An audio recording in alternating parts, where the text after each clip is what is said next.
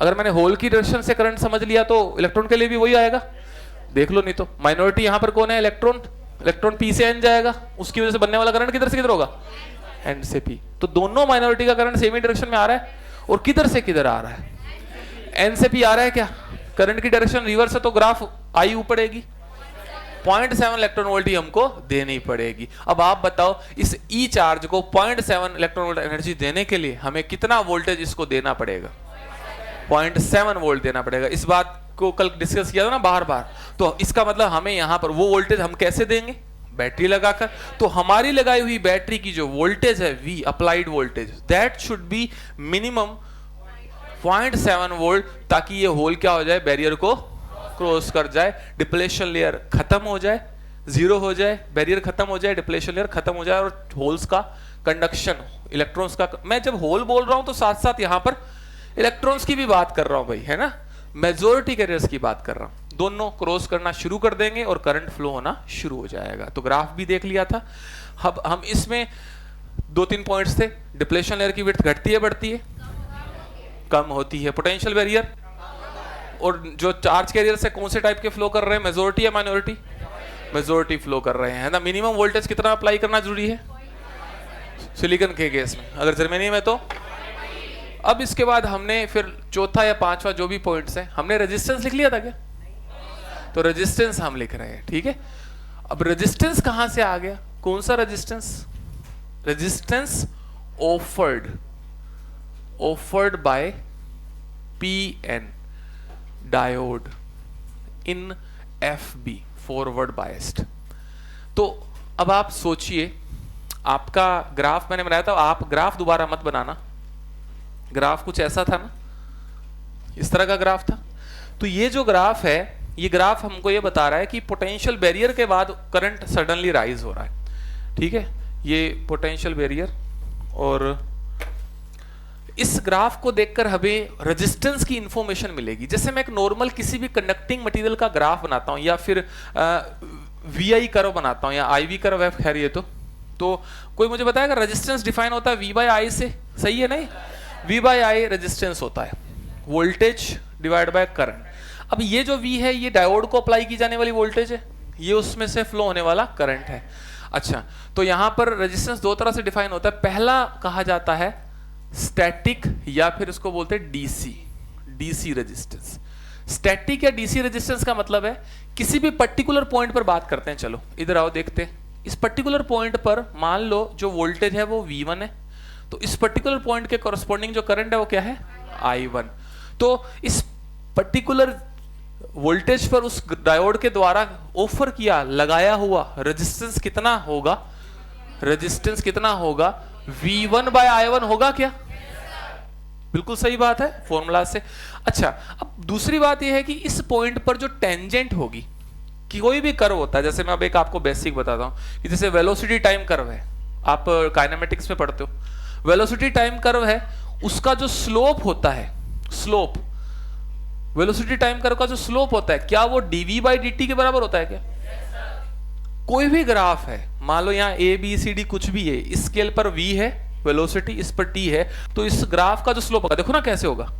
Slope क्या होता है? tan थीटा, पता है ना? ये तो इस प्लस एक्सिस से बनाए हुए एंगल का tan, तो tan theta should be perpendicular by base. तो V/T तो आ ही गया, V/T कह लो, या चेंज, स्मॉल चेंज के लिए dV/dt बोलो। चलो D हटा दो, कोई बात नहीं, V/T। क्या V/T स्लोप है? तो इस VT ग्राफ का जो स्लोप है वो किसके बराबर आ रहा है? V/T। अब मैं अगर इसमें ये कर दिया, मैंने I कर दिया, और इधर कौन है? V। बताओ इस पर्टिकुलर IV कर्व का जो स्लोप होगा, यहां पर मैं लिखता हूं slope of this IV curve, बताएंगे किसके बराबर होगा? जैसे यहां पर VT कर्व का स्लोप क्या था? V/T था क्या? जिसी को आप एक्सेलरेशन बोलते हो। इसी केस में यहां स्लोप IV कर्व क्या होगा? I/V। अरे I/V होगा कि नहीं होगा? I/V होगा, जैसे यहां पर V/T होता है ना? तो यहां पर आप बताइए, क्या यहां पर हम इस V1/I1, क्या ये इसको मैं ये लिख सकता हूं क्या? 1 नीचे डिनोमिनेटर में लेके जाएंगे तो नीचे I/V हो जाएगा कि नहीं हो जाएगा? सो 1 डिवाइड बाय, इसको क्या मैं लिख सकता हूं? Slope of IV curve. ये V स्मॉल नहीं है, ध्यान रखना, यहां V क्या है? कैपिटल। V पोटेंशियल को डिनोट कर रहा है ना। तो यहां पर ये जो है बेसिक है किसी भी ग्राफ का। आप मैं आपको और कई ग्राफ बताता हूं। और कौन सा ग्राफ आप पढ़ते हैं, जैसे वेलोसिटी टाइम काइनेमेटिक्स में पढ़ते हैं। इलेक्ट्रो करंट मैग्नेट को तो कुछ हुआ नहीं होगा, अभी नहीं होगा। अच्छा चलो, करंट का फॉर्मूला पता है? करंट का फॉर्मूला क्या होता है? dq बाय dt, चार्ज बटे टाइम होता है। अगर आपको किसी सवाल में चार्ज और टाइम का बीच का कर्व दिया गया है, तो चार्ज टाइम कर्व का जो स्लोप होगा, बोलो ये स्लोप क्या होगा जरा बताओ। इसी कॉन्सेप्ट से बोलो क्या होगा? q बाई टी होना चाहिए कि नहीं होना चाहिए? So slope of Q T curve will give you current, है ना। तो slope of Q T curve will give you q by टी, है ना। उसी तरह से slope of I V curve will give you I by V, and this I by V is what? This I by V is 1 upon resistance. थोड़ा सा space में मैंने छोटे स्पेस में यहाँ लिख दिए। So slope of IV curve is basically 1 by resistance. तो यहाँ पर resistance किसके बराबर आएगा? 1 by slope of IV curve. तो अगर आ जाता है कुछ ऐसा तो आप कर पाए इसको, ठीक है। हमें सिर्फ क्या निकालना है बताओ? इस पॉइंट पर टेंजेंट खींच के, अच्छा स्लोप क्या होता है? इस पॉइंट पर टेंजेंट कैसे, स्लोप कैसे निकलेगा बताओ? इस पॉइंट पर टेंजेंट खींची, मान लो वो टेंजेंट कितना एंगल बना रही है? θ1। तो बताओ इस पॉइंट पर टेंजेंट का स्लोप क्या होगा बताओ? बोलो क्या होगा? अरे tan θ1 होगा कि नहीं होगा? So slope of at this point is tan θ1, तो 1 by tan θ1 is the resistance at this point. समझ आया? नहीं आया? थोड़ा सा बेसिक आ रहा है यूज इसमें, और कोई बड़ी बात नहीं है। देखोगे, करोगे, रिलेट करोगे तो आ जाएगा, ठीक है। तो ये चीज है, मैंने रिलेट करने के लिए आपको दो एग्जांपल दिए ना। तो ये आपका फॉरवर्ड बायस में स्टैटिक रेजिस्टेंस होता है, और दूसरा अपन बात करते हैं डायनामिक रेजिस्टेंस। बस दो तरह के रेजिस्टेंस डिफाइन करते हैं। स्टैटिक कब यूज होता है? जब एक फिक्स वोल्टेज पर फिक्स करंट अपने को पता है, लेकिन अगर उसने जो डायोड पे वोल्टेज लगाई है वो वेरी कर रही है, जैसे डायनामिक रेजिस्टेंस, उसकी मान लो डायोड पर लगाई हुई वोल्टेज V1 से V2 हो रही है और उसमें कोरस्पॉन्डिंग करंट I1 से I2 हो रहा है, तो उस केस में रेजिस्टेंस कैसे डिफाइन होगा सोचो? Delta V by delta I। सो जब चेंजेस होते हैं, है ना, जब डायनेमिक यानी चेंजेस, AC क्यों क्यों बोला? चेंजेस के लिए। तो यहां पर डेल्टा V, या इसको ऐसा लिख सकते हैं V2 माइनस V1 बटे I2 में। तो आपको सवाल दिया जाएगा, मुझे इसके एक्सप्लेनेशन की जरूरत नहीं है, मैं आपको सही बता रहा हूं। क्वेश्चन लिखाऊंगा ना, आप पक्का सबके सब इसको अप्लाई कर लोगे, क्योंकि इसमें कौन सी बड़ी बात है यार। मैं ऐसा बोलूंगा, फॉरवर्ड बायस में किसी डायोड की वोल्टेज 5 वोल्ट से 10 वोल्ट करने पर उसका करंट 2 मिली एम्पियर से 8 मिली एम्पियर हो जाता है। बोलो लगा लोगे? उसका रेजिस्टेंस लगा लोगे ना? 5 से 10, V2 कितना है? 10, V1 कितना है? 5, करंट 2 से 8 हो गया, I2 क्या है? 8, और I1 क्या है? 2। कर लोगे कि नहीं कर लोगे? समझ गया? तो ज्यादा इसमें लगाने की जरूरत नहीं है एक्सप्लेनेशन, ये आपका रेजिस्टेंस डिफाइन हो जाता है। तो बेसिकली रेजिस्टेंस जो आपका डायोड है वो भी थोड़ा बहुत रेजिस्टेंस ऑफर करता है, ठीक है। लेकिन इस केस में हम आइडियल केस की भी बात करेंगे, फिलहाल तो ये हो गया। तो ये हमारा आपका कंप्लीट हो गया फॉरवर्ड बायस्ड, ठीक है। अब हम सेकंड क्या पढ़ रहे थे? रिवर्स बायस हमको। तो इसको आप कंप्लीट कर लो, फिर मैं रिवर्स बायस को बनाता हूं, ठीक है। So basically resistance is V by I, लेकिन हमने क्योंकि कर्व कौन सा ड्रॉ किया? IV y स्केल पर I है, x स्केल पर V है। सो IV कर्व का जो स्लोप होगा वो I बाई V के बराबर होगा, that will be 1 by resistance, ठीक है ना। ये चीज आप रिलेट करना, जैसे मैंने अभी आपको एग्जांपल्स दिए थे VT कर्व का, QT कर्व का। क्वेश्चन कराऊंगा इस पे, डोंट वरी। तो ये आपको पता चल जाएगा इस पे क्या सवाल आने वाला है, और बड़े आराम से आप वो सवाल कर सकते हैं। देखो, जब फॉरवर्ड बायसिंग करी तो उस केस में क्या हुआ? जब आपने वोल्टेज 0.7 से ज्यादा लगा दी तो उस केस में डिप्लेशन लेयर खत्म हो गई है, और खत्म हो गई है तो फिर खत्म, डिप्लेशन लेयर की बात कहाँ करें, वो खत्म ही हो गई है। तो पूरा जो रीजन है, उस पूरे रीजन में अब चार्ज कैरियर्स का मूवमेंट होना शुरू हो गया है। P से N की तरफ होल्स जाने शुरू हो गए, और N से P की तरफ इलेक्ट्रॉन्स जाने शुरू हो गए। बाहर तारों में जो है केवल इलेक्ट्रॉन ही फ्लो करते हैं। एक बात ध्यान रख लेना, तार कौन से? कंडक्टिंग वायर्स हैं। वायर्स में, कंडक्टर्स में केवल और केवल इलेक्ट्रॉन्स होते हैं, होल्स नहीं होते, ठीक है। सेमीकंडक्टर के अंदर हमें मानकर चल रहे हैं, हमने होल को एक फिजिकल चार्ज की तरह ट्रीट करना शुरू करा हुआ है, पर दरअसल वास्तव में होल का मूवमेंट भी किसका मूवमेंट है? बॉन्डेड इलेक्ट्रॉन का मूवमेंट है, याद आया? तो लेकिन हम अपने कॉन्सेप्ट्स को आसान बनाने के लिए यूं मान के चल रहे हैं कि ठीक है, होल भी एक पॉजिटिव चार्ज मान के उससे हम सारे फॉर्मूला लिखते हैं, सही बनते हैं।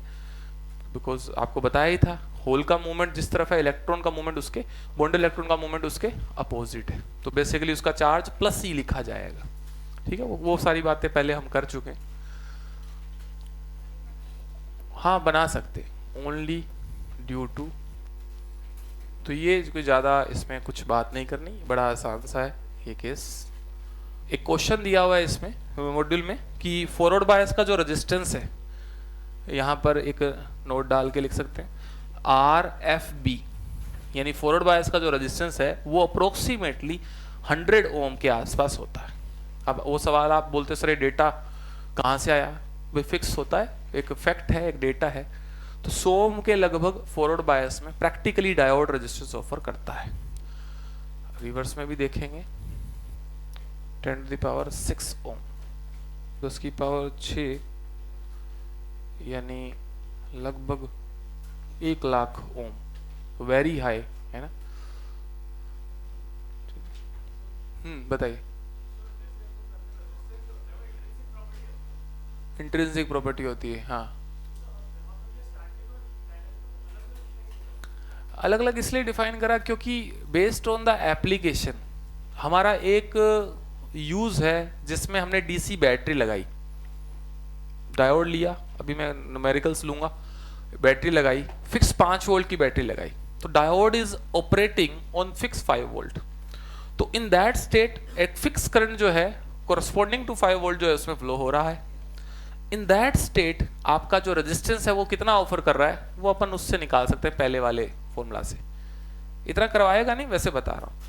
और अगर आपने उसमें बैटरी की जगह क्या लगा दिया, एसी सोर्स, जिसकी वोल्टेज क्या हो रही है 0 से 5, 5 से 0, 0 से 5, 5 से 0 वेरी कर रही है, या 2 से 5, 5 से 2 वेरी कर रही है, उस केस में 2 वोल्ट पे कुछ करंट होगा, 5 वोल्ट के कोरस्पॉन्डिंग कुछ करंट होगा, तो यहाँ वेरिंग वोल्टेज लग रही है डायोड पे। उस केस में जो उसका रेजिस्टेंस होगा वो उतना नहीं होगा जितना कि डीसी रेजिस्टेंस है। क्यों? क्योंकि यहां पर जो कर्व है ना, वो कर्व जो है इस तरह से, ये लीनियर कर्व नहीं है, अपने को दिखने में ऐसा लग रहा होगा कि बिल्कुल सीधी लाइन जैसे मैंने बनाई हो, हल्का सा कर्व्ड है।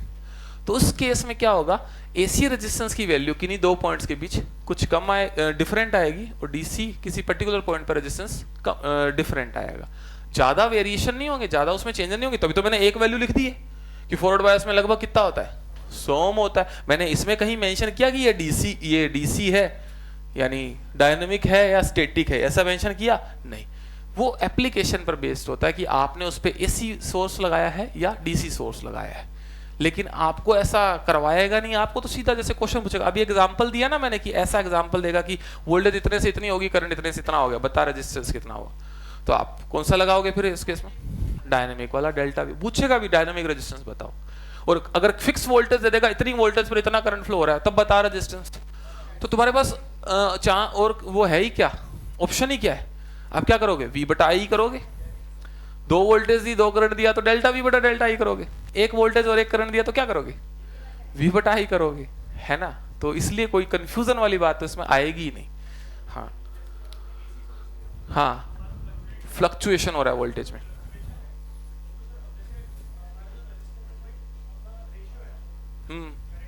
नहीं, रेशियो नहीं है, रेजिस्टेंस उसकी इंट्रिंसिक प्रॉपर्टी है, तुमने कहा था ना, वो है रेजिस्टेंस इसका फिक्स है। हाँ, लेकिन हाँ इसको हमने एक चीज और लिख सकते हैं, यहाँ मैंने लिखा नहीं, आपकी क्लास में शायद आगे यहाँ तक हुआ नहीं था ना। ये बताइए, ये जो है नोट के साथ साथ एक और बात लिखी, ये जो डायोड क्या ओहमिक डिवाइस है या नॉन ओहमिक? ऐसा सुना होगा ना। अच्छा, नॉन ओहमिक क्यों लिखा था क्या? हाँ, तो नॉन ओहमिक। अब ये इस पे तुम्हारा आंसर छुपा है, क्योंकि ओम्स लॉ को फॉलो नहीं कर रही। ओम्स लॉ क्या है, V प्रोपोर्शनल टू I। क्या ये V प्रोपोर्शनल टू I का कर्व नजर आ रहा है? ऐसा कर्व्ड है, V प्रोपोर्शनल टू I सीधा होता है, ऐसा स्ट्रेट लाइन, ठीक है। तो V proportional to I follow नहीं हो रहा। अगर V proportional to I follow होता था ना, मतलब उसका रेजिस्टेंस फिक्स होता, और नॉन ओमिक होने का मतलब इसका हर डिफरेंट वोल्टेज पे रेजिस्टेंस थोड़ा थोड़ा डिफरेंट होगा। तो इसलिए हमको ये दोनों लोगों की जरूरत पड़ती है। हाँ, तो रिवर्स बायसिंग के लिए सब लोग ध्यान दें, बड़ा आसान सा है रिवर्स बायसिंग, सब लोग देख लेते हैं। यहां पर मैंने बस अब इतना काम किया, मैंने इमोबाइल इंप्योरिटीज को बनाया ही नहीं है ना। एक मिनट इसको कंप्लीट कर ले। रिवर्स बायस में क्या किया, अच्छा रिवर्स बायसिंग में क्या होगा बताओ, पी साइड क्या करेंगे, बैटरी का नेगेटिव, एन साइड बैटरी का उल्टा कर दिया है। अब तुम बता दो, चलो आगे क्या होने वाला है। एल यहां अगर नेगेटिव टर्मिनल जोड़ा है, इसमें मेजोरिटी किधर जाएंगे, इस नेगेटिव को, नेगेटिव से अट्रैक्ट होंगे कि नहीं होंगे, तो जो भी मेजोरिटी कैरियर है वो तो यहाँ इस किनारे पर आकर बैठ जाएंगे। और सेम इलेक्ट्रॉन्स के साथ होगा, यहाँ प्लस टर्मिनल है, ये इलेक्ट्रॉन्स यहाँ इस किनारे पर आकर इकट्ठे हो जाएंगे, मतलब जंक्शन से दूर चले जाएंगे, जंक्शन क्रॉस नहीं करेंगे। तो बताओ मेजोरिटी की वजह से क्या कोई करंट फ्लो होना चाहिए, माइनॉरिटी की बात करते हैं। यहां पर माइनॉरिटी कौन है, होल। अब बताओ ये होल इस प्लस टर्मिनल से क्या होगा, क्या जंक्शन क्रॉस करेगा। एक बात तो फिक्स कर लो, अगर मेजोरिटी दूर भाग रहे हैं तो माइनॉरिटी पास आएंगे, क्योंकि दोनों पर चार्ज उल्टा है ना भाई। एन रीजन में जो मेजोरिटी है वो कौन है, इलेक्ट्रॉन्स है, तो माइनॉरिटी कौन है, होल, तो उल्टा ही भागेंगे। अगर वो दूर भाग रहा है जंक्शन से तो ऑब्वियसली ये तो माइनॉरिटी तो पास ही आएगा। तो साफ सी बात है कि यहाँ पर जो जंक्शन क्रॉस करेंगे वो कौन क्रॉस करेंगे, माइनॉरिटी। इसको मेंशन कर लेना, कई बार बच्चों को पता नहीं लगता है, पूछते आगे ये होल कहाँ को क्या है, इस रीजन का माइनॉरिटी है। ऐसे ही ये इलेक्ट्रॉन भी इस रीजन का क्या है, माइनॉरिटी। सो यहां पर मेजोरिटी की वजह से कोई करंट फ्लो, अच्छा अगर ये मेजोरिटी चार्ज कैरियर्स दूर भाग रहे हैं, जो कि नंबर में बहुत ज्यादा है, दूर भाग रहे हैं, तुम बताओ डिप्लेशन लेयर की विड्थ पे असर होना चाहिए, बढ़ेगी कि घटेगी, बढ़ेगी। और डिप्लेशन लेयर बढ़ेगी तो बैरियर भी क्या होगा, बढ़ेगा। बैरियर कितना होगा, नेट बैरियर मैंने यहां लिखा नहीं, नेट बैरियर कितना हो जाएगा बताओ, कितना हो जाएगा इस बार, बैरियर बढ़ना है, क्या होना चाहिए सोचो, V प्लस V आपने जो लगाया और V नोट जो पहले से एग्जिस्टिंग था जुड़ जाएगा इस बार। Only small amount of current flow. अच्छा स्मॉल क्यों, स्मॉल क्यों, क्योंकि माइनॉरिटी की वजह से हो रहा है। मैं बताऊं आपको, माइनॉरिटी और मेजॉरिटी के नंबर्स में काफी अंतर होता है, इसलिए बोल रहा हूं जोर देकर कि स्मॉल अमाउंट, ठीक है, only due to the minorities या माइनॉरिटी करंट कैरियर्स। और इस करंट का नाम बोलो फिर क्या होना चाहिए, याद है ना कल पढ़ा था, जो मेजॉरिटी करंट फ्लो कराते हैं उसको डिफ्यूजन ही बोलते हैं, और जो फील्ड की वजह से या इस रिवर्स बायसिंग में वो ड्रिफ्ट करंट होता है, ठीक है। ज्यादा इसको पूछता नहीं है लेकिन पूछ भी सकता है। अच्छा फोर्थ पॉइंट है, अब इसमें ग्राफ बनाते हैं। अच्छा पहले ग्राफ बनाते हैं। ग्राफ की बात करें तो हमने जैसे जैसे वोल्टेज बढ़ाई, इस पे लगाई हुई जो वोल्टेज है इसको जैसे जैसे बढ़ाया, अपने को करंट क्या मिलेगा, ज्यादा मिलेगा या कम, बहुत कम करंट मिलने वाला है। और करंट का देखो ग्राफ कैसा होता है, अब इस करंट को देखकर, इसको देखकर क्या लगता है आपको कि करंट बहुत ज्यादा है। करंट बहुत ज्यादा तब होता है जब ये ग्राफ कहा जाता है नीचे नीचे शूट करता है। अच्छा ये एक चीज और देखो, इसमें ये उल्टा क्यों बनाया है यार सब, इसमें देखो आई ऊपर V दोनों प्लस डायरेक्शन में बनाए हैं, ये दोनों माइनस में क्यों बनाए हैं। आप करंट की डायरेक्शन देखो, वोल्टेज की डायरेक्शन देखो। यहां पर इस केस में मेरा जो करंट था वो किधर से किधर फ्लो हो रहा था बताओ, डायोड में P से N हो रहा था कि N से P हो रहा था, पक्की बात है। P साइड में बैटरी का प्लस, N साइड में बैटरी का माइनस। ये करंट यूं चल रहा था, देखो यूं चल रहा था, क्या चल रहा था, P से N करंट फ्लो हो रहा था। इस केस में कहां फ्लो हो रहा होगा जरा आप देखो, N साइड में कौन है, माइनॉरिटी, होल, होल है ना, होल इधर जा रहा है, N से P जा रहा है, और होल की डायरेक्शन ही किसकी डायरेक्शन है, करंट। अगर मैंने होल की डायरेक्शन से करंट समझ लिया तो इलेक्ट्रॉन के लिए भी वही आएगा, देख लो। नहीं तो माइनॉरिटी यहां पर कौन है, इलेक्ट्रॉन, इलेक्ट्रॉन P से N जाएगा, उसकी वजह से बनने वाला करंट किधर से किधर होगा, N से P। तो दोनों माइनॉरिटी का करंट सेम ही डायरेक्शन में आ रहा है, और किधर से किधर आ रहा है, N से P आ रहा है। क्या करंट की डायरेक्शन रिवर्स है तो ग्राफ आई ऊपर लेंगे क्या आई नीचे लेंगे, स्केल आई स्केल में नीचे लेंगे, ठीक है, क्लियर हो गया। वोल्टेज जो लगाई थी पहले पोलैरिटी क्या थी, P साइड पे हाई था, N साइड पे लो था, अभी पोलैरिटी बदली है क्या, वोल्टेज भी उल्टी लगा रहे हैं ना, तो वोल्टेज को भी उल्टा लिए। तो इसमें कोई कंफ्यूजन वाली बात नहीं कि उल्टे क्यों लिए। समझने वाली बात यह है, क्या ग्राफ जो है, क्या इस ग्राफ को देखकर आप समझ पाते हो कि करंट बढ़ रहा है कि नहीं बढ़ रहा है, आप समझ पा रहे हो इसको देखकर। देखो समझाएं कि मान लो आपने क्या लगाया, 1 वोल्ट लगाया, ये आपको 1 वोल्ट के कोरस्पॉन्ड कितना करंट मिल रहा है, देख रहे हो ना यहाँ इतना। उस इसमें ये भी देख लो कितना लिखा हुआ है, आई क्या लिखा हुआ है ब्रैकेट में, माइक्रो एम्पियर, उसमें क्या था, आई मिली एम्पियर। समझ रहे हो कितने का फासला है, 1000 टाइम्स का फासला है, तो बहुत ही कम करंट है। ऊपर से ग्राफ भी बहुत देखो। अच्छा 2 वोल्ट लगा दी, क्या कुछ लगा कि कुछ बड़ा है, 3 वोल्ट लगा दी, बताओ लगा कुछ बड़ा है, बढ़ता तब जब ग्राफ कहां जाता, नीचे, नीचे जाता है। तो साफ सी बात है करंट ऑलमोस्ट क्या हो चुका है, सैचुरेट हो चुका है। करंट की वैल्यू वोल्टेज बढ़ाने पर भी नहीं बढ़ रही है। अब कोई कारण बताइए कि सैचुरेट क्यों हो चुका है, ये करंट सैचुरेशन में लेवल पे क्यों चला गया। वोल्टेज बढ़ा रहे हैं लेकिन करंट फिर भी नहीं बढ़ रहा है, क्यों? क्योंकि माइनॉरिटी का नंबर बहुत कम होता है, और बहुत कम होता है। आप वोल्टेज बढ़ाओगे तो इस हाई वोल्टेज थोड़ी सी ज्यादा वोल्टेज करते ही क्या होगा, जितने भी माइनॉरिटी प्रेजेंट हैं वो सारे के सारे जंक्शन क्रॉस करने लग गए। अब कोई चारा नहीं है, अब नंबर ऑफ जितने थे प्रेजेंट सारे क्रॉस करने लगे, तो उसकी वजह से जितना करंट बन रहा था वो बनना शुरू हो गया। अब आपके वोल्टेज बढ़ाने से क्या हो गया, वोल्टेज बढ़ाने से क्या चार्ज कैरियर्स की संख्या बढ़ रही है क्या? नहीं बढ़ रही है। तो जितना करंट होना था वो फ्लो होने लग गया। और इस करंट को, इस पर्टिकुलर करंट को हम आई नोड से नोट करते हैं। इस करंट का नाम भी देख लो क्या होता है, बहुत अपीलिंग है, रिवर्स सैचुरेशन करंट। अब सोचो ये नाम क्यों लिखा गया होगा, है या नहीं? क्यों लिखा हो गया होगा? क्योंकि आपने रिवर्स वोल्टेज बढ़ाई है तो भी आपका करंट कुछ वोल्टेज के बाद जाकर लगभग फिक्स हो गया है, because you have fix number of minority carrier. अब मुझे कोई ये बता सकता है क्या, अगर मैं अपने इस डायोड का टेम्परेचर बढ़ा दूं, आपको पता है जो माइनॉरिटी कैरियर्स है वो कहां से आए थे? मेजोरिटी कहां से आते हैं? डोपिंग से आते हैं कि नहीं आते? आते हैं, डोपिंग से आते हैं। जो माइनॉरिटी बनते हैं वो कहां से आते हैं? वो टेम्परेचर से आते हैं, टेम्परेचर से आते हैं भाई। तो 2018 नीट में क्वेश्चन आया था कि टेम्परेचर चेंज करने पर क्या ये वाला कर्व चेंज होगा, क्या ये वाला कर्व चेंज होगा, ये सवाल था। तो आंसर है यस, दोनों कर्व चेंज होंगे। उसको हम अलग क्वेश्चन में लेंगे, इसमें नहीं कचरा करेंगे, ठीक है। बट आप बताओ कि क्या यहां पर ग्राफ चेंज होगा? अच्छा सोचो क्यों होगा, टेम्परेचर बढ़ाने से क्या हो जाएगा? बार बार मैं अभी जोर दे रहा हूं क्योंकि हमारे पास माइनॉरिटी फिक्स है at a fix temperature. But अगर मैं टेम्परेचर बढ़ा दूंगा तो नंबर ऑफ माइनॉरिटीज, तो क्या उस केस में फ्लो होने वाले करंट का वैल्यू बढ़ेगा कि नहीं बढ़ेगा? तो ग्राफ कैसा आएगा, यूं नीचे आएगा कि नहीं आएगा? थोड़ा सा नीचे चला जाएगा ना। तो हमें कंपैरेटिवली ज्यादा करंट मिल रहा है कि नहीं मिल रहा? आप नीचे वाला ग्राफ मत बनाना, इस केस में सिर्फ एक ऊपर वाला ही बनाना, उसको अपन अलग क्वेश्चन में लेंगे। हो गया? अच्छा, रिवर्स बायस रजिस्टर मैंने यहाँ ब्रैकेट में क्या लिखा है, defined same as in forward bias. वही रेजिस्टेंस तो V बाई आई ही होता है भाई, स्टैटिक होता है तो V बाई आई, और डायनेमिक हुआ तो बोलो, डायनेमिक हुआ तो डेल्टा V बटा डेल्टा आई, है ना। और इसकी वैल्यू जरा देख लो कितनी है, लगभग 1 लाख ओम के आसपास, मतलब वेरी हाई, ठीक है। तो ये डेटा है, सारे पॉइंट कवर हो गए, देख लो। इतने ही हमको पता होने चाहिए दिमाग में। बैरियर, अगर डिप्लेशन लेयर वाइड हो रही है तो बैरियर भी बढ़ेगा। ये तो पहले ही बताया, बैरियर और डिप्लेशन लेयर दोनों एक साथ बढ़ते हैं या घटते हैं। हाँ, सब लोग लिखिए, इसको नोट कर लीजिए। कर लिया है क्या? चलो 1 मिनट में कंप्लीट करें। हाँ,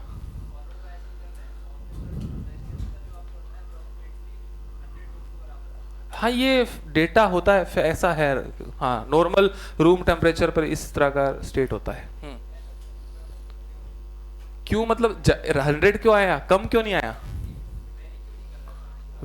नहीं, ये लगभग एक ऑन एन एवरेज फिक्स, मतलब वेरी तो करेगा अलग अलग वोल्टेज पे थोड़ा, जैसे 100 है, थोड़ी ज्यादा वोल्टेज पे 101 हो गया, उससे कम पर मान लो 99 हो गया, तो ऐसे थोड़ा बहुत चेंजेस होंगे, लेकिन एक अप्रोक्सीमेट एवरेज वैल्यू बतानी होती है ना किसी चीज की।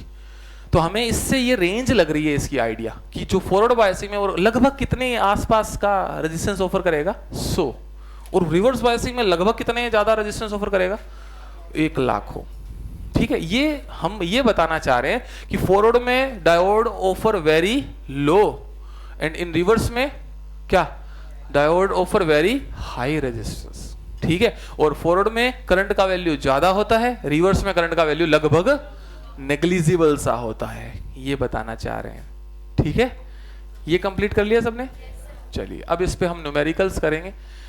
ठीक है, पहले तो वो क्वेश्चन कर लेते हैं जो अभी बात कर रहे थे, है ना। बड़ा अच्छा क्वेश्चन है, पूरा एनालिसिस कर लेते हैं वीआई कर्व का, आप खुद बता दोगे।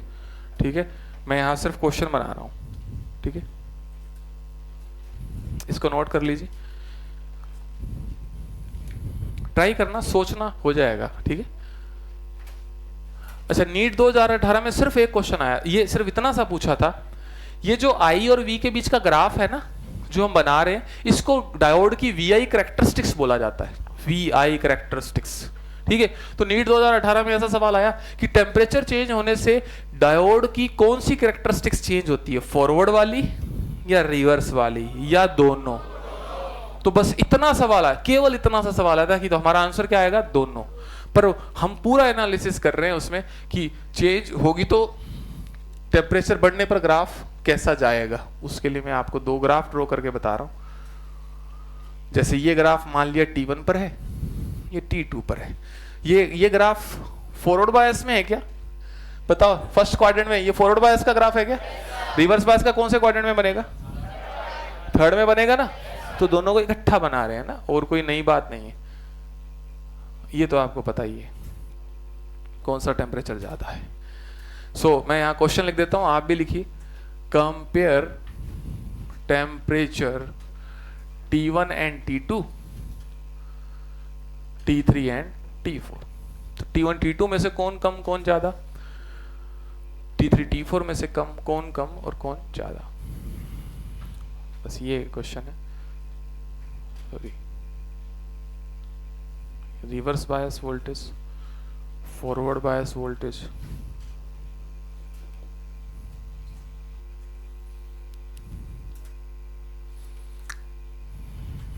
यहां बैरियर है, एक हिंट दे दिया मैंने। बैरियर इसका, इन दोनों में से किसी का ज्यादा है किसी का कम है, नजर आ रहा है आपको किसका कम किसका ज्यादा है। तो क्या बैरियर टेम्परेचर पर डिपेंड करता है? बस इतना हिंट काफी है और अब आप आइडिया लगाएं। रिवर्स का तो मैंने अभी बता ही दिया था आपको, वो तो सबको पता होगा कौन सा टेम्परेचर ज्यादा है ना, पता है ना कौन सा ज्यादा है, कौन सा, किस केस में करंट बढ़ रहा है। अरे 3 और 4 में कंपेयर कर रहे हैं भाई, करंट किस में बढ़ रहा है, 3 में के 4 में? 4 में करंट बढ़ गया ना। अरे देखना यार, यहाँ पर 2 वोल्ट लगा रहा हूं तो 2 वोल्ट पे इस केस में करंट कितना, इतना सा, इतना मतलब ये कोई 1 माइक्रो 2 माइक्रो जो भी है, और इस केस में इसका करंट कितना है, इसी 2 वोल्टेज पर कितना है, इतना। ज्यादा कौन सा है, T4 वाले केस में ज्यादा है या नहीं है। तो ऐसे कंपेयर करते हैं। फिक्स वोल्टेज पर दोनों केस में करंट अलग अलग है। T4 में करंट ज्यादा है, ज्यादा इसलिए रहा होगा क्योंकि इसमें नंबर ऑफ माइनॉरिटी ज्यादा होंगे। नंबर ऑफ माइनॉरिटी ज्यादा क्यों रहे होंगे, क्योंकि टेम्परेचर ज्यादा हुआ होगा, इसीलिए। बोलो सही है ना, उसको ढंग से लिख लिया अपन ने। चलो, T4 ग्रेटर देन T3। 1-2 में कंपेयर करो, T1 T2 में से कौन कम कौन ज्यादा। तो कंपेयर करेंगे हम बैरियर को देखते हुए। बताइए, बैरियर अलग अलग है दोनों केस का, किस केस का बैरियर ज्यादा किसका कम। T2 केस में बैरियर ज्यादा है, 1 में बैरियर घटा हुआ है, कम है। तो बताओ बैरियर कम हो जाता है, क्या बैरियर टेम्परेचर पर डिपेंड करता है? क्या डिप्लेशन लेयर की विड्थ टेम्परेचर पर डिपेंड करती है? तो कैसे करती है बताओ। टेम्परेचर बढ़ाने पर क्या होता है, कल ही पढ़ा है मैंने, समझाया था। टेम्परेचर बढ़ाने से फ्री चार्ज कैरियर्स क्या होते हैं, और जब फ्री चार्ज कैरियर बढ़ते हैं तो डिप्लेशन लेयर की विड्थ होती है, बैरियर कम होता है। तो बताओ बताओ बताओ बताओ, जिस केस का बैरियर कम है उस केस में टेम्परेचर, बोलो आया क्या? बस ये चीज है। तो बताइए, यहाँ पर लिख सकते हैं, because V01 is less than V02। हमने इससे जस्ट पहले ही वो 3 पॉइंट लिखे था ना, डिपेंड ऑन विड्थ और barrier depends on doping, temperature, type of semiconductor. आज आगे बताया भी है, टेम्परेचर बढ़ाने पर number of free charge carriers बढ़ते हैं, और number of free charge carrier बढ़ने से डिप्लेशन लेयर की विड्थ और बैरियर भी कम होता है। तो बैरियर इसका कम है, इसके मतलब इस केस का टेम्परेचर क्या रहा होगा, ज्यादा। ठीक है, तो ये पूरा एनालिसिस हमने कर लिया। उसमें सवाल आपको बता देता, सिर्फ इतना ही पूछा था, चेंज हो जाता है, चेंज तो हो ही रहा है। ठीक है,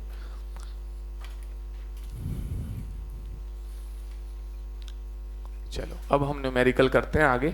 अच्छे सिंपल जो पूछे जा सकने वाले न्यूमेरिकल है फॉर आइडियल डायोड। अच्छा, कल एक किसी ने सवाल पूछा था कि डायोड जो है उसमें सिलिकॉन और जर्मेनियम में से अच्छा डायोड कौन सा माना जाएगा, कौन सा अच्छा माना जाएगा? जर्मेनियम। क्यों?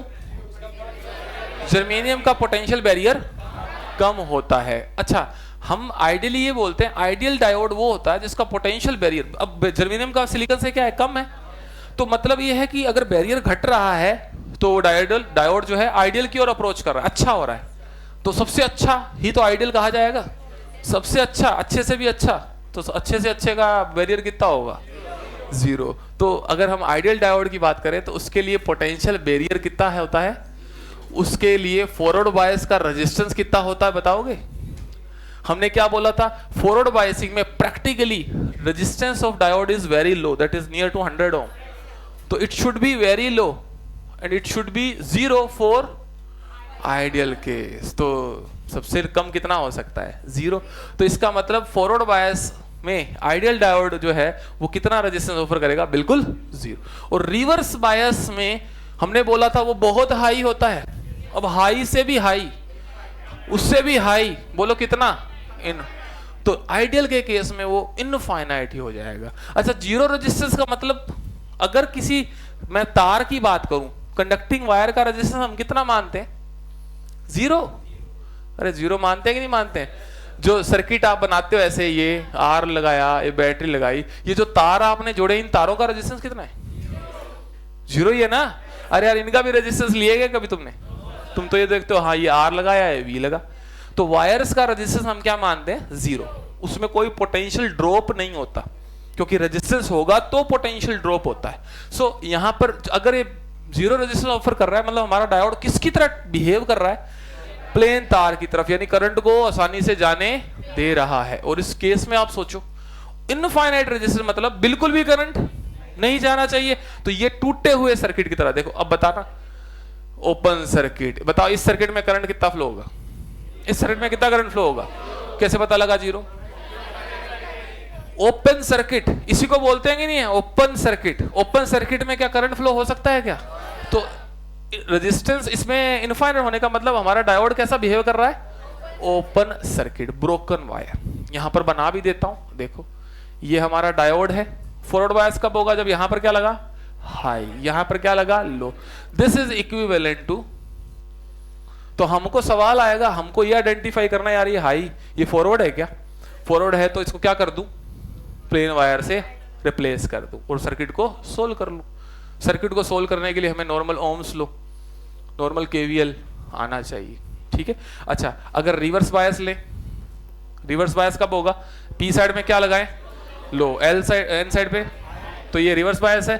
सो ये 3 लाइनें समझते हो ना, 3 लाइन का मतलब क्या होता है, equivalent. So this is equivalent to what, तो डायोड की जगह क्या कर दोगे आप, ओपन सर्किट, और उस क्वेश्चन को सोल्व कर दोगे।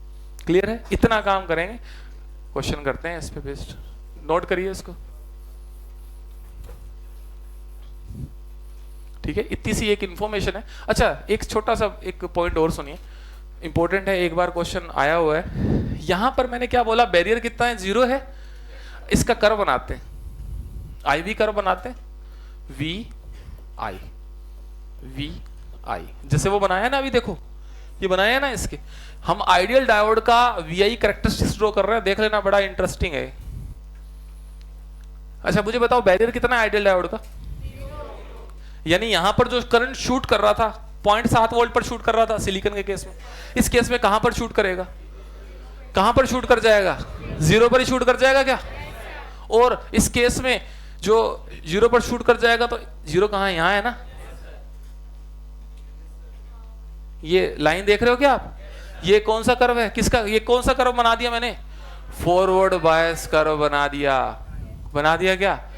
अब मुझे बता सकता है इस लाइन को देखकर क्या तुम स्लोप बता सकते हो, इस लाइन का स्लोप क्या है, खड़ी लाइन का स्लोप क्या होता है, 0, तो हॉरिजॉन्टल का क्या होता है, पैरेलल लाइन। यार तुमको स्लोप नहीं पता, देखना आता, एक बात बता, हाँ ये लाइन है, इस लाइन का स्लोप क्या है, कैसे पता चला 0 है, parallel to X axis, theta कितना हुआ एक्स एक्सिस के साथ, tan 0 कितना होता है, 0। और अगर लाइन कैसी है, इस तरह से खड़ी लाइन, एंगल कितना बन रहा है, तो tan 90 कितना होता है, इनफाइनाइट। अरे पता है ये, सो रही line, horizontal line, parallel line का स्लोप 0 और खड़ी लाइन का स्लोप, तो बता इस लाइन का स्लोप कितना है, इसका स्लोप है इनफाइनाइट, और मैंने अभी भी बताया था स्लोप इज 1 बाय रेजिस्टेंस, बताया था कि नहीं बताया था? 1 बाय रेजिस्टेंस। तो बता फॉरवर्ड बायस के केस में रेजिस्टेंस कितना आया, देख ले। रेसिप्रोकल करेंगे तो 1 बाय इनफाइनाइट हो जाएगा कि नहीं हो जाएगा? एग्जैक्टली जीरो आ रहा है कि नहीं आ रहा है? दोनों चीजें सेटिस्फाई होगी। कौन कौन सी दोनों चीजें? ये और ये हुई कि नहीं हुई? बैरियर जीरो पर उठा, स्लोप इसका जीरो आया। बोलो आया कि नहीं आया? दूसरे केस की बात करते हैं, रिवर्स बायस का ग्राफ बनाते हैं। रिवर्स बायस के केस में ग्राफ रेजिस्टेंस कितना ऑफर कर रहा है? इनफाइनाइट। इनफाइनाइट मतलब कितना करंट फ्लो होगा? कितना करंट फ्लो होगा? कंप्लीटली जीरो, यानी वोल्टेज कितनी भी बढ़ा ले, कुछ भी कर ले, करंट कितना चलना चाहिए? अब देख ले, कर्व भी बना दिया लेकिन दिखता भी नहीं है ना? ये तो खास बात है, कर्व बना दिया लेकिन ये किसका कर्व है? ये आइडियल डायोड के केस में वीआई कैरेक्टरिस्टिक्स है, फॉरवर्ड बायस और रिवर्स। अब बता, चलो रेजिस्टेंस बताऊं क्या? रेजिस्टेंस देखना बताऊं क्या? बता इस लाइन का स्लोप कितना है? स्लोप जीरो, तो रेजिस्टेंस कितना होगा? आ रहा है कि नहीं आ रहा है इनफाइनाइट? तो यहां पर इस लाइन का स्लोप है zero, this implies R, R भी कितना हुआ? इनफाइनाइट। चलो बना लो अब इसको, ठीक है? तो ये आइडियल डायोड के केस में बिल्कुल जीरो पे ही शूट कर जाएगा करंट। जीरो या जीरो पे थोड़ा सा वोल्टेज लगाते, मतलब आप 0.0001 वोल्ट भी लगा दोगे ना तो करंट फ्लो होगा। किस केस में? आइडियल के केस में, ठीक है? तो बस ये हमको जो है ना इसकी नॉलेज होनी चाहिए कि हाँ ऐसा सा कर्व बनता है इसमें, ठीक है? आइडियल केस में कहीं पूछ ही ले कहीं, ठीक है? चलो अब इसके अपन क्वेश्चन कर सकते हैं।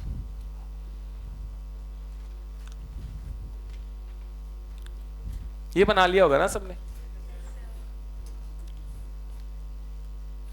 अच्छा, ओम्स लॉ लगाना आता है सबको? V बराबर आर आई, V और R पता हो तो आई निकाल लोगे? चलो ठीक है, करो इसको। एक क्वेश्चन नोट करवा रहा हूं।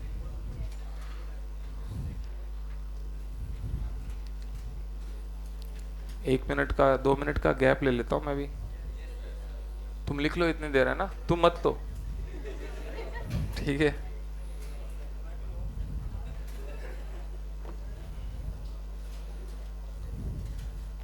कुछ भी पूछना है तो पूछ सकते हैं। ये जो बेसिक पैरामीटर दिखते हैं ना सीधे, इस पे सवाल आएगा इन चीजों में, पर इसको प्रैक्टिस करेंगे अभी हम, इसकी चिंता मत करो, बहुत आसान लगेगा ये आपको भी, ठीक है? बस ये कर्व को समझ लो, ठीक है?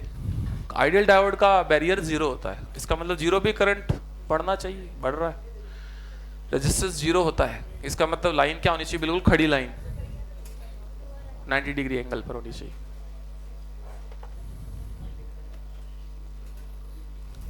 क्वेश्चन लिखे तो फिर तुम लिखो ना फटाफट।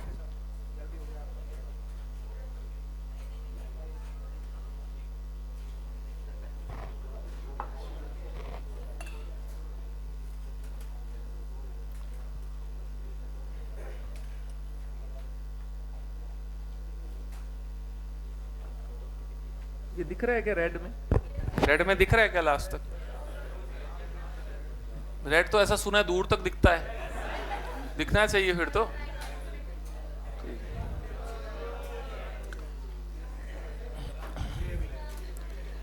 चलिए एक क्वेश्चन लिखते, लिखिए। In reverse bias, in reverse bias, in reverse bias if applied voltage, if applied voltage across a diode, if in reverse bias, if applied voltage across a diode is changed from 10 volt to 90 volt, 10 volt to 90 volt, then current 10 volt to 90 volt, then current is changed, current is changed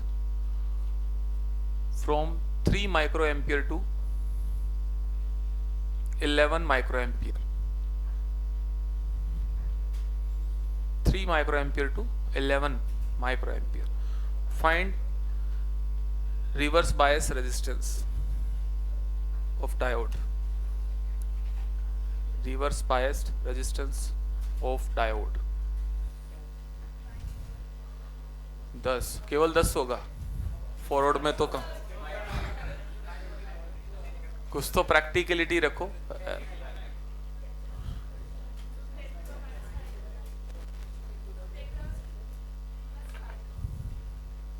उस range का आ रहा है ना reverse bias कर, जिसका मैंने बताया था.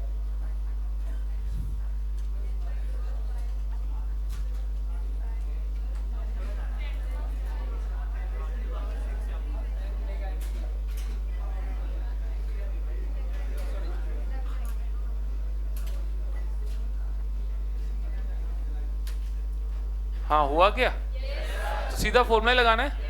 R is to delta V by delta I, चाहे वो रिवर्स बायस ही क्यों ना हो. भाई फॉर्मूला तो R रेजिस्टेंस का वही डिफाइन होगा ना, डेल्टा V बटा डेल्टा. तो वोल्टेज हमने 10 से 90 की है ना, तो 90 minus 10 final voltage minus initial. और करंट मेरा 11 माइक्रो से 3 माइक्रो. माइक्रो मतलब 10 की पावर माइनस एम्पियर में हो गया कन्वर्ट. तो ये कितना आता है बोलो? 10 into 10 to the power 6, sorry 6 यही आएगा. 80 बाय 8, हाँ यही तो आएगा. तो कितना आ गया ये? 10 टू पावर 7 हो. तो वो काफी हाई रेजिस्टेंस आ रहा है. ठीक है, तो आप समझ गए ना. क्वेश्चन ऐसा आएगा अगर रेजिस्टेंस का पूछता है, उसमें कोई डरने वाली बात नहीं है, आसान सा क्वेश्चन आएगा. अगले क्वेश्चंस करते हैं. अगले 3-4 सिंपल 2-2 सेकंड के क्वेश्चन दे रहा हूं. इनमें हमें सिर्फ ये बताना है कि बायस कौन सा है, फॉरवर्ड है या रिवर्स है. बताइए. +5 वोल्ट, +2 वोल्ट. बना लो कॉपी पे. ठीक है, -2 वोल्ट, 0 वोल्ट.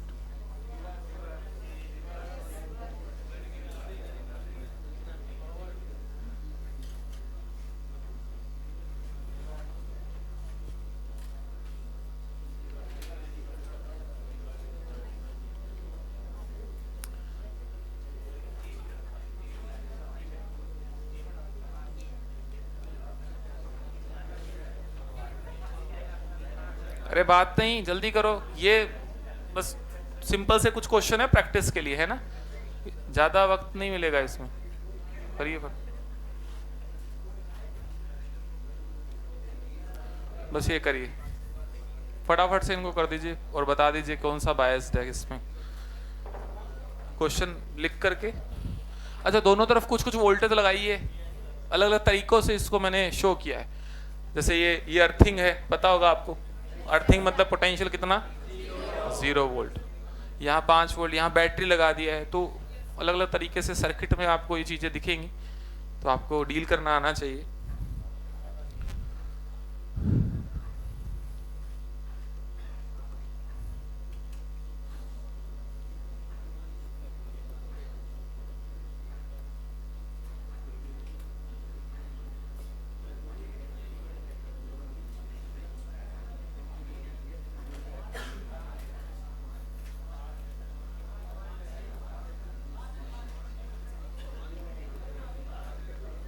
जब डायोड के लिए कुछ इन्फॉर्मेशन गिवन नहीं होती, डायोड पे कुछ भी लिखा नहीं होता, तो उसको हम आइडियल डायोड मानकर ही चलते हैं.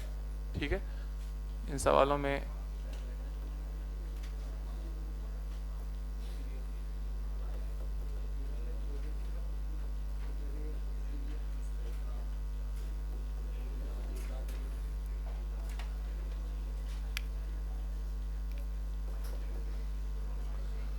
तो फाइंड I1 and I2.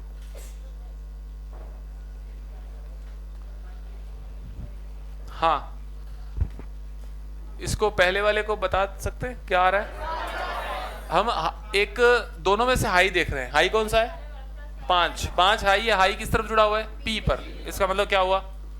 अगर हाई P पर जुड़ा हुआ है तो ऑब्वियसली लो के कहाँ जुड़ा हुआ है? N पर. तो हम सिर्फ हाई वोल्टेज देखते हुए चलते हैं. ठीक है, इन दोनों में से हाई कौन सा है? -2 और 0 में से हाई कौन सा है? अरे बोलो सब. 0 हाई है ना. हाई कहाँ जुड़ा हुआ है? N पर. मतलब क्या हुआ? रिवर्स. अब इसमें यहाँ का 5 है और यहाँ 0। अच्छा, एक रेजिस्टेंस यहाँ आ गया।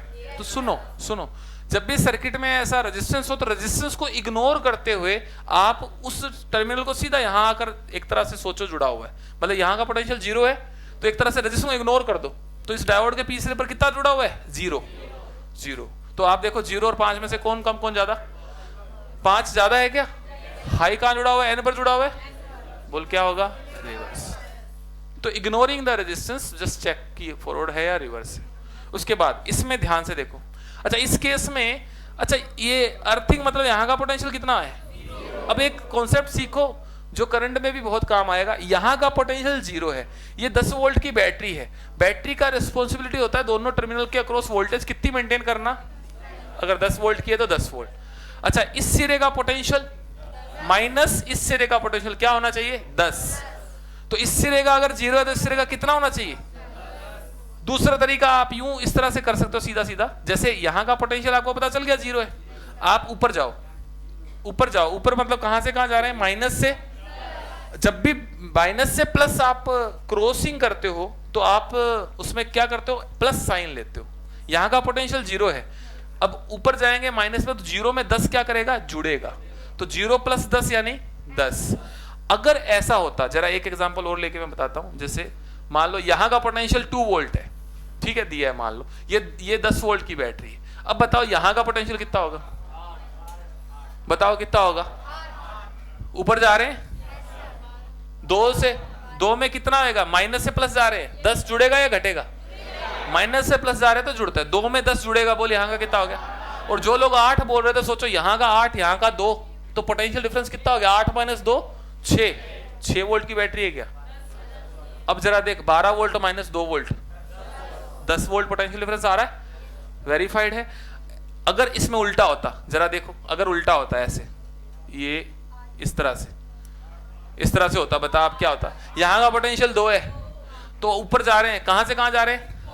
प्लस से माइनस जा रहे हैं। तो 2 में 10 कम कर दे, 2 माइनस 10 कर दे, तो यहां का कितना हुआ? अरे माइनस 8। 2 में से माइनस 8 कम करेंगे तो क्या आएगा? सॉरी, 2 में 10 कम करेंगे तो क्या आएगा? अब फिर करके देख ले, हाई पोटेंशियल का साइड 2 है, माइनस लो पोटेंशियल का साइड 8, बोल क्या आएगा? 2 माइनस 8, बोल कितना आ रहा है? फिर से 10 वोल्ट आ रहा है कि नहीं आ रहा? तो ये होना चाहिए ना। सो यहां पर यहां का पोटेंशियल 0 है तो यहां का कितना हुआ? माइनस से प्लस गए, 0 में 10 जोड़ दे, 10 हो गया। क्लियर? यहां 10 है, यहां का कितना है? 0। बोल हाई कौन सा है? 10। हाई कहां जुड़ा हुआ है? पी पे। कैसी बायसिंग है? Forward biasing. ठीक है, ऐसे ही इसको करके बताओ। इस चीज को पोटेंशियल लिखो, डायोड के दोनों सिरों पर पोटेंशियल लिखो। यहां का पोटेंशियल कितना है? 0। बता यहां का कितना होगा? माइनस से प्लस जा रहे हैं, 0 में क्या करें? 5 ऐड करते हैं, यहां का पोटेंशियल कितना हुआ? यहां 0, ऊपर जा रहे हैं, माइनस से प्लस जा रहे हैं, 10 क्या होगा? जुड़ेगा, दोनों तरफ पोटेंशियल आ गए। हाई कौन सा है? 10। हाई कहां जुड़ा है? N। बोल कौन सा बायसिंग? क्लियर हुआ कुछ थोड़ा बहुत? ठीक। तो रिवर्स बायसिंग देखना आसान है, लेकिन ये सब जो करा रहा हूं मैं, ये करंट का बेसिक है। बैटरी को क्रॉस करके पोटेंशियल लिखना दोनों तरफ, ठीक है। ये चीज बाद में भी आ जाएगी, तो इसको क्वेश्चन को सोल्व करिए। कर सकते हैं क्या? हमें हर क्वेश्चन को कैसे करना है, इसका इक्विवेलेंट ड्रॉ करना है। पहले चेक करना है कौन सा डायोड फॉरवर्ड है, कौन सा रिवर्स है। कर पाएंगे? फॉरवर्ड रिवर्स जरा एक बार ट्राई कर लो, चलो। और I1 I2 3 करंट्स बताने हैं। ज्यादा मुश्किल नहीं है, बहुत सिंपल सा क्वेश्चन है।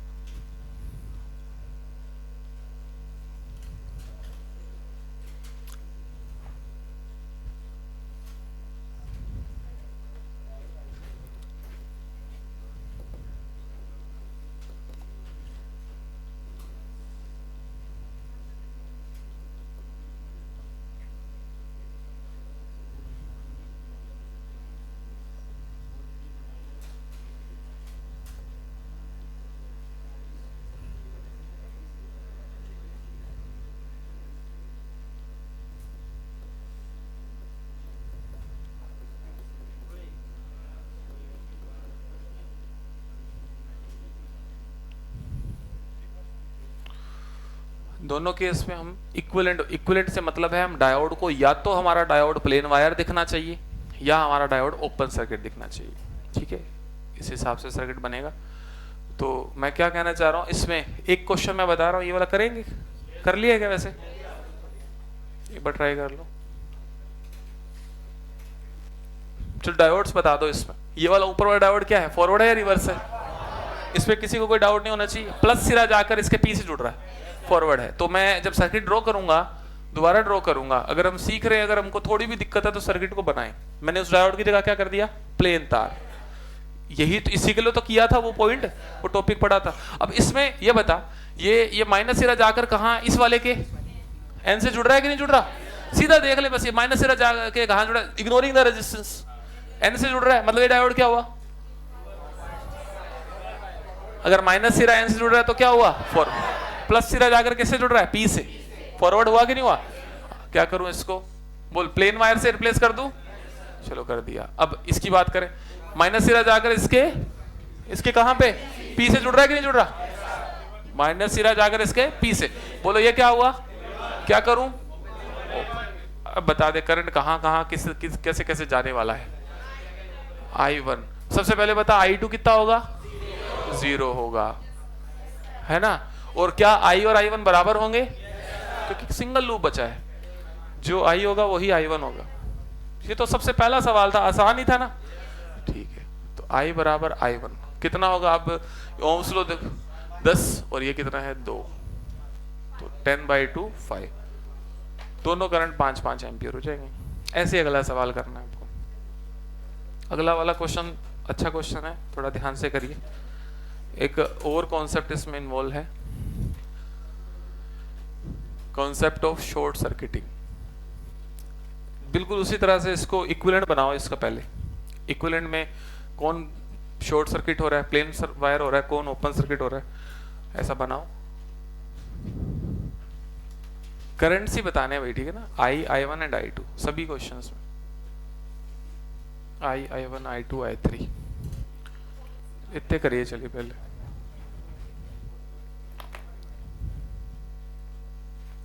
इसको थोड़ा ध्यान से करना पड़ेगा। अगर आपने इस तरह की चीजें पहले देखी हैं, शॉर्ट सर्किट ये क्या होता है, इसको देखना, यहाँ कहीं ऐसा हो रहा है क्या, वो देखें।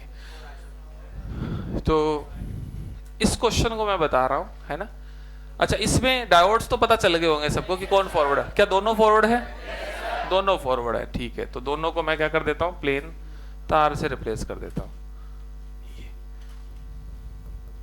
ये कितना है 5 ओम और ये है 2। अच्छा, ये स्टेट बनेगी, देख लो अब ढंग से। अच्छा, अब इसमें ध्यान से देखो, एक बात आपको समझाता हूं। किसी भी रेजिस्टेंस में करंट कब फ्लो होता है, जब उसके दोनों सिरों पर पोटेंशियल अलग अलग होता है, तभी डिफरेंस होता है। अगर एक सिरे का पोटेंशियल है रेजिस्टेंस के 10, दूसरे का सिरे का पोटेंशियल है मान लो 5, तो करंट किधर से किधर जाएगा, 10 से 5 की ओर, ऑब्वियसली बात, ठीक है। अब इस केस में आप क्या देख रहे हैं, और एक बात और, अभी थोड़ी देर पहले मैंने बताया था कि तार जो होती है प्लेन तार, क्या उसका रेजिस्टेंस हम 0 मानते हैं, तो रेजिस्टेंस 0 मानते हैं। क्या तार में चलने पर कोई भी तार के किन्हीं भी 2 पॉइंट का पोटेंशियल डिफरेंट होगा या सेम होगा, कहने का मतलब है इस पॉइंट का पोटेंशियल अगर V है, तो क्योंकि इस तार में पोटेंशियल का ड्रॉप तो होगा नहीं, क्योंकि पोटेंशियल का ड्रॉप होता है रेजिस्टेंस की वजह से, तो यहां का पोटेंशियल भी क्या होगा, यहां का पोटेंशियल भी क्या होगा, यहां का पोटेंशियल भी क्या होगा। मतलब एक स्टेटमेंट मैं दिया करता हूं, जब तक तार चलेगी तब तक नाम या पोटेंशियल सेम रहेगा। नेम भी लिखा करते हैं, तो हम पोटेंशियल की बात कर, इस जगह का पोटेंशियल अगर V है तो ये सारी तार का पोटेंशियल सेम होना चाहिए, नहीं होना चाहिए। हाँ, यहां का V है, लेकिन क्या यहां का V होगा, क्यों, क्योंकि बीच में क्या आ गया, रेजिस्टेंस में ड्रॉप हो जाएगा, पर वहां तक जाने की जरूरत है। अब जरा मुझे एक बात बताओ, क्या इस रेजिस्टेंस के दोनों तरफ पोटेंशियल सेम है, तो क्या इस रेजिस्टेंस में करंट फ्लो होना चाहिए, नहीं होना चाहिए। इसी को हम शॉर्ट सर्किटिंग बोलते हैं। जब भी किसी रेजिस्टेंस के दोनों सिरों को एक प्लेन वायर से डायरेक्ट कनेक्ट कर दिया जाता है, तो इसको शॉर्ट सर्किटिंग, बेसिकली आपके इस रेजिस्टेंस की आपने क्या कर दी, बाईपास आपको आपने इसको एक रास्ता दे दिया। यहां पर अप्रोच करने वाला जो करंट है उसको 2 रास्तों में जाने का ऑप्शन है, या तो वो 2 ओम में जाए, या इस तार का कितना है 0, या वो 0 में जाए। करंट लो रेजिस्टेंस में क्या जाता है ज्यादा, और जिसमें 0 है इसका मतलब उसमें से ही सारा का सारा चला जाएगा, क्योंकि ये रास्ते का रेजिस्टेंस कितना है। इसका मतलब करंट इस रास्ते में जाएगा ही नहीं, ये रेजिस्टेंस लगा होना यहां पर यूजलेस है। इसी को बोलते हैं शॉर्ट सर्किट। इन शॉर्ट बताऊं, इन शॉर्ट हमने क्या सीखा, हम कैसे अप्लाई करें। आप देखो कि रेजिस्टेंस के दोनों तरफ, दोनों सिरों को क्या प्लेन वायर से जोड़ा गया है, हाँ जुड़ रहा है। और आप नाम लिख लो या पोटेंशियल लिख लो, यहां अगर V लिखो तो यहां का भी V हो गया ना घूम फिर के, तो क्या रेजिस्टेंस के दोनों तरफ V आ रहा है, हाँ, तो ये क्या हो गया, मतलब यूजलेस हो गया, शॉर्ट सर्किट हो गया। तो सारा का सारा जो करंट है वो कहां से, इसी में से जाएगा। तो आपका I2, अच्छा कोई बताएगा I1 कितना हो जाएगा। सो I1 यहां पर हो जाएगा 0, I1 0, इस रास्ते में करंट जाएगा ही नहीं ना, तो जो I होगा क्या वही I2 हो जाएगा, क्या I होगा वही I2 हो जाएगा। तो लिख दो कितना हो जाएगा बताओ, I बराबर I2 बराबर 10 बाई, पूरे पाथ का रेजिस्टेंस कितना है, केवल 5, 10/5 दैट इज 2। तो कुछ आइडिया लगा, शॉर्ट सर्किटिंग इसको बोलते हैं, ठीक है। इन दोनों में से एक सवाल शॉर्ट सर्किटिंग का है, ठीक है। तो अब देखिए कौन सा है, देखिए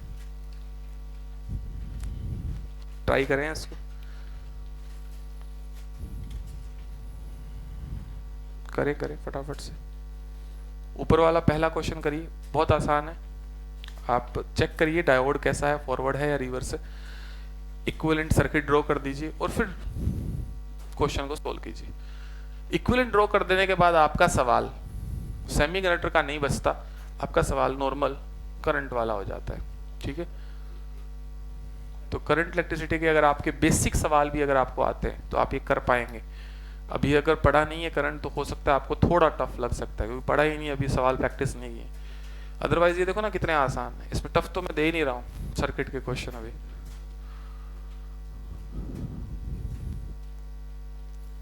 इसका इक्विवेलेंट ड्रॉ करना है, ये देखते हुए डायोड क्या है, फॉरवर्ड है या रिवर्स है। क्या है डायोड, पहले में करिए, चलो करिए एक बार खुद से ट्राई करिए। I1 I2 निकालिए, जल्दी से आइए इस सवाल पर।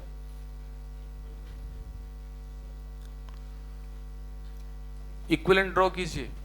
डायोड फॉरवर्ड है या रिवर्स है, तो फॉरवर्ड है तो प्लेन वायर लगाकर बना दीजिए दोबारा सर्किट, और फिर देखिए क्या करंट्स आ रहे हैं। बराबर रेजिस्टेंस है 2 ओम 2 ओम।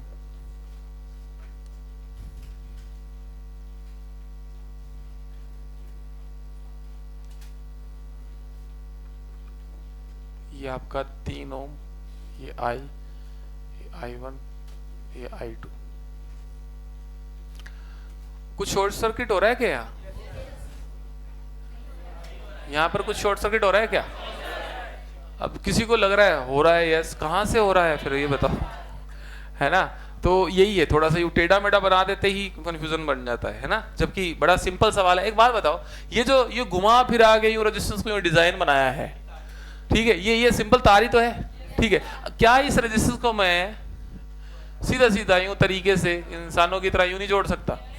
तो ये कितना है 2, ये कितना है 2, यहां पर कौन गया I2, तो वो यूं जुड़ा हुआ था, यूं खींच करके इधर जोड़ रखा था। अब किसी को लगा अरे यार प्लेन वायर दिख रहा है, शॉर्ट सर्किट। कौन शॉर्ट सर्किट, V लिख के तो देख, पोटेंशियल लिख के तो देख। अगर अच्छा मैंने वैसे यूं जोड़ रखा है इसको, जरा लिख के देख, यहां पर नेम लिखेगा, चल यहां लिख दिया मैंने V लिखा, बहुत बढ़िया, यहां तक V आ गया। पर क्या यहां V है, जब क्या इस रेजिस्टर के दोनों तरफ पोटेंशियल VV है, तो क्या ये शॉर्ट सर्किट हुआ लगा।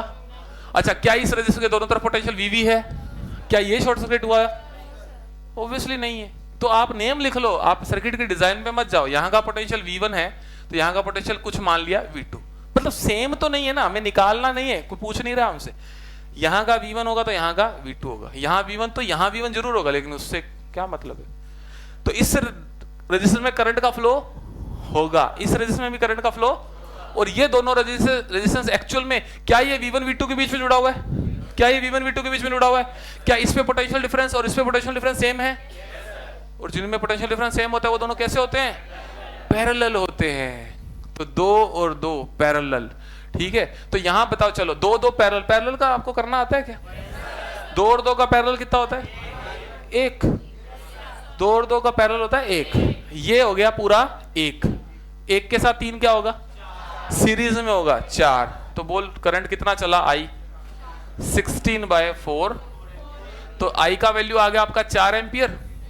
4 यहां आया, यहां स्ट्राइक किया, 4 ये दो रस्तों में बटेगा। बोल इसमें कितना जाएगा, इसमें कितना जाएगा? क्या दोनों रस्तों में रेजिस्टेंस बराबर है? तो करंट क्या जाएगा? अलग अलग। करंट क्या जाएगा? बोल सेम ही जाएगा। कितना कितना? इसमें थोड़ा सा ये सीरीज पैरेलल आ गया है, बट ये बहुत आसान वाला पार्ट आया है, कोई मुश्किल वाली चीज नहीं आई। अगर हम पढ़ रखे होते हैं सीरीज पैरेलल तो आपको बिल्कुल सबको ये तो पता था क्या 2 और 2 का पैरेलल एक होता है। R1 R2 बटे R1 प्लस R2 ऐसा पैरेलल का फॉर्मूला होता है, उससे करके देख सकते हो। तो ये है, कोई शॉर्ट सर्किट यहाँ नहीं है। तो देखो यहाँ ढूंढो कौन शॉर्ट सर्किट है। इसमें शॉर्ट सर्किटिंग है। बताओ कौन से रेजिस्टेंस शॉर्ट सर्किट हो रहे हैं? नेम लिखो, पोटेंशियल लिखो, V लिख करके चलाओ उसको, कहां तक चल सकता है और आइडेंटिफाई करो कौन सा वाले रेजिस्टेंस। 2 और 3 को इकट्ठा, ये दोनों सीरीज में है क्या? चलो थोड़ा सा हिंट मैंने दे दिया, आगे करो। इसमें और उसमें कोई फर्क नहीं है, आंसर में भी कोई फर्क नहीं आएगा। आज जाके इसके क्वेश्चंस करने हैं, डायोड्स वाला सेक्शन है आगे दिया हुआ, उसके क्वेश्चंस करेंगे सब, है ना। बताइए इस तो मैं फॉरवर्ड बायस, तो इसको कोई दिक्कत नहीं है, बायसिंग का तो कोई दिक्कत ही नहीं है, फॉरवर्ड बायस्ड है। अच्छा इसका मैं डायग्राम बनाता हूँ फिर से, बस मैं उस डायोड को क्या कर दे रहा हूँ, प्लेन तार से। अब देखना जरा मैं कैसे कर रहा हूँ। अच्छा ये जो 2 और 3 ओम जुड़े हुए थे, ध्यान से देखो, दोनों सीरीज में 5 ओम, ठीक है। इसको 2 अलग अलग जबरदस्ती बना रखे हैं, जैसे एक ही तो है देखा जाए तो, 2 और 3 सीरीज 5। अब जरा देखो कौन सा रेजिस्टेंस आपको सीधा शॉर्ट सर्किट हुआ नजर आता है, या नाम लिखना पड़ेगा? 5 ओम को जरा देखो, क्या 5 ओम के दोनों सिरे सीधे प्लेन तार से जुड़े हुए हैं? Then this 5 ohm is short circuited.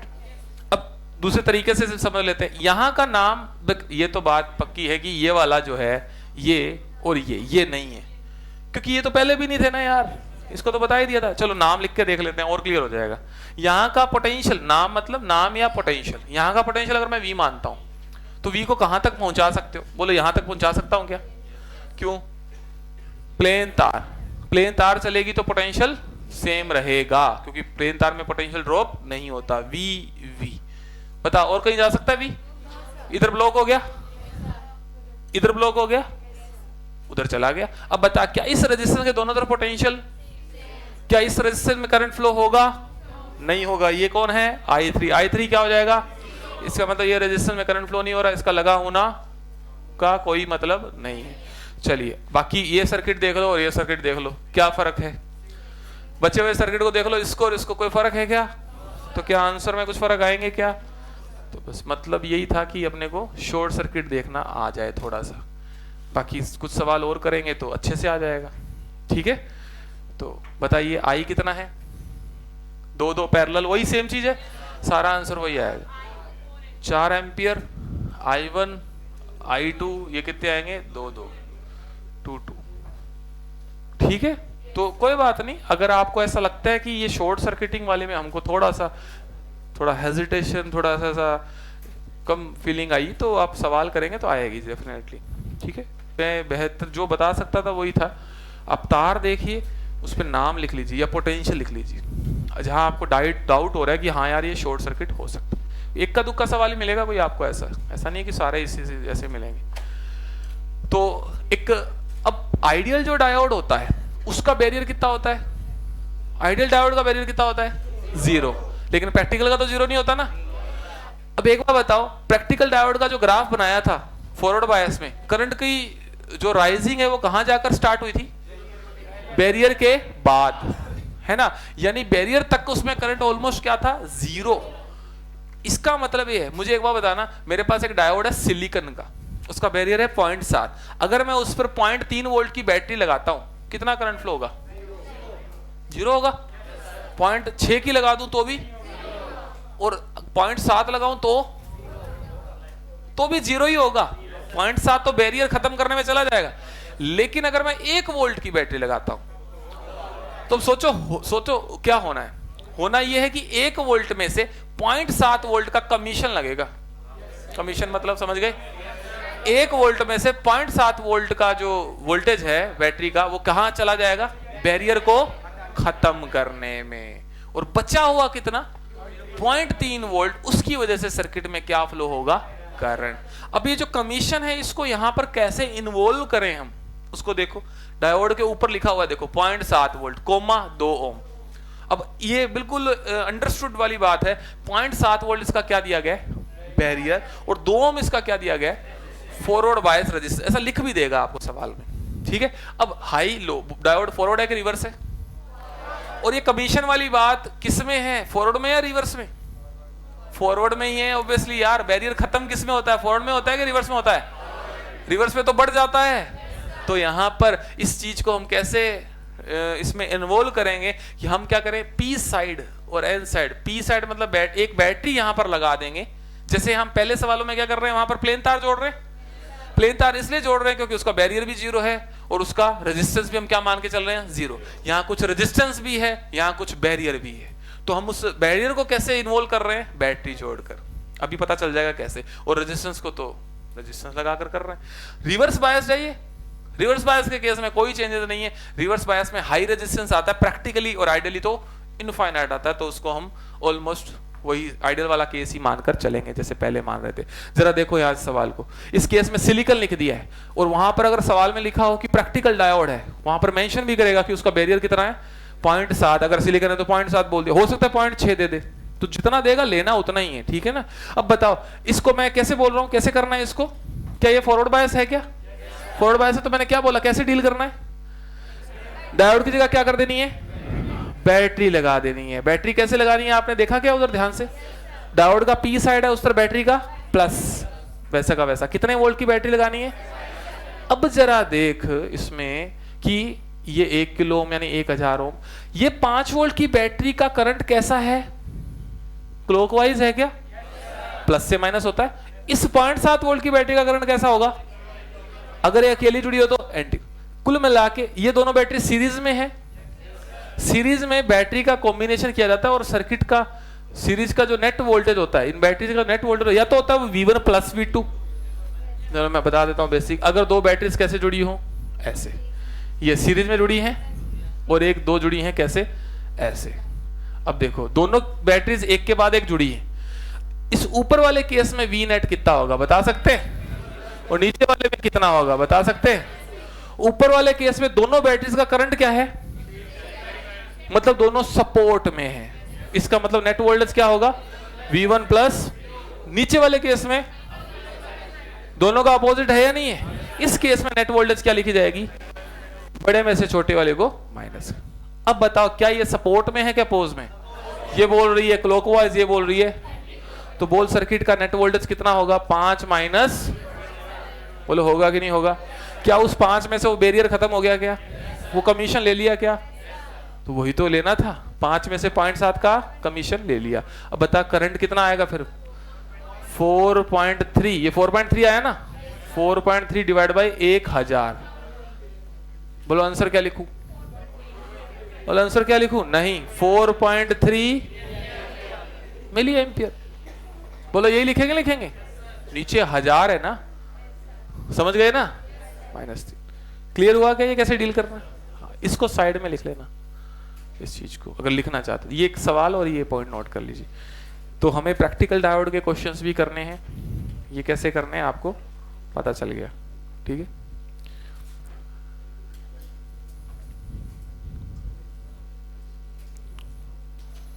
तो अगर जर्मेनियम लिखा हो या बैरियर बोला हो 0.3 है, तो कितने की बैटरी लगा दोगे?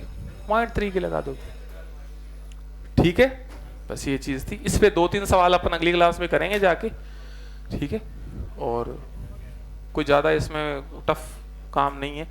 अब देखो ये वाले जो सवाल मैंने जो कराए ना, सभी सिलेक्टेड क्वेश्चन कराए मैंने, कोई आसान सवाल ज्यादा कराए नहीं है कि भाई अपन शुरू में V बराबर आई आर लगा के बहुत सारी चीजें मतलब करते जाएं। सब कर लेंगे, उसमें नहीं दिक्कत आएगी, ठीक है। जो थोड़े बहुत ढंग के क्वेश्चन है ना, बस वही लिखे हैं मैंने, तो आपको ऐसा लगे कि नहीं है मुझे तो बहुत तो इसमें मतलब एवरेज ही लगे, ज़्यादा आसान तो नहीं लगे, मैंने एवरेज ही लिखे नीट पॉइंट ऑफ व्यू से।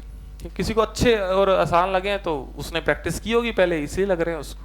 ठीक है, तो आप मॉड्यूल में देखेंगे तो आपको आसान ही मिलेंगे क्वेश्चन इस पार्ट के। स्पेशली करना क्या है, फॉरवर्ड बायस में प्लेन तार और रिवर्स बायस में ओपन देना। तो इसमें मैं कुछ क्वेश्चंस आपको बता देता हूँ। प्रैक्टिकल डायोड के भी हमने प्रैक्टिस नहीं की है तो इसलिए थोड़ा सा हो सकता है इसमें, फिर भी चलो मैं बता देता हूँ। ज़्यादातर आइडियल के ही क्वेश्चन होते हैं, ठीक, तो इसलिए आप कर पाएंगे क्वेश्चन। एक्सरसाइज 1 में मैं क्वेश्चन बता रहा हूँ, ठीक है, कौन कौन से नहीं करने उसको छोड़ करके, ठीक है। 60 जो छोड़ने हैं क्वेश्चन वो है 64, 66 एंड 72। 60 हाँ ये नहीं करने, बाकी सब करने हैं। 64, 66 एंड 72 ये जीनर डायोड और उस पे प्रैक्टिकल डायोड पे। और कहाँ तक करने हैं हमको, 72 तक करने। ये 3 क्वेश्चन छोड़कर बाकी आप कर सकते हैं। 63 से लेकर 72 तक बाकी सब कर सकते हैं। तो नेक्स्ट क्लास में हम 72 तक डिस्कस करेंगे इन 3 सवालों को छोड़ के, ठीक है। और सुनो, कॉन्सेप्ट बिल्डर में भी सवाल दिए हुए हैं यार, शायद एक कॉन्सेप्ट बिल्डर है, इसका नंबर पता नहीं कौन सा है, ये इस पे नंबर नहीं लिखा हुआ ऊपर। हाँ पेज नंबर बता देता हूँ, सही। तो कहाँ है,